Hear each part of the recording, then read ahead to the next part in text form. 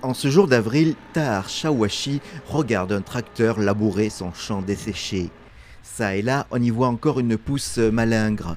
Le blé tendre qu'il a semé n'a pas poussé et il s'est résigné à laisser la terre en jachère. On dit ici que la pluie de mars c'est de l'or pur, mais il n'y a pas eu de pluie de toute l'année. C'est pour cette raison que nous labourons pour que nous puissions au moins produire quelque chose lors des prochaines moissons si Dieu nous donne des averses. Cette année ce sera zéro, on ne va rien produire, ni foin, ni blé, ni légumineux, il n'y aura rien. À l'ouest de Tunis, les bonnes terres traditionnellement arrosées font figure de grenier à blé pour le pays. Mais la pluie a cessé ou presque. Et la Tunisie connaît sa 4e année de sécheresse. Même le barrage de Sidi Salem, dans la même région, est à 16% de sa capacité de remplissage. Désormais, c'est toute la filière céréale de Tunisie qui est menacée.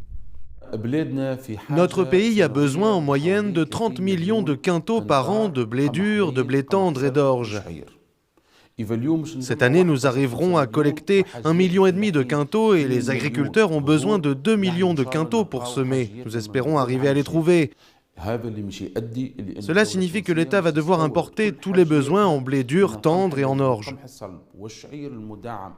À l'entrée de Tunis, on trouve des panneaux de sensibilisation qui affirment « La sécheresse est une menace pour notre pays ». Le ministère de l'Agriculture a déjà pris des mesures de restriction de la consommation d'eau.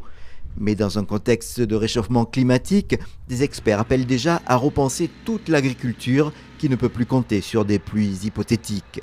Et dans les années à venir, la Tunisie va être encore plus dépendante des importations pour nourrir sa population.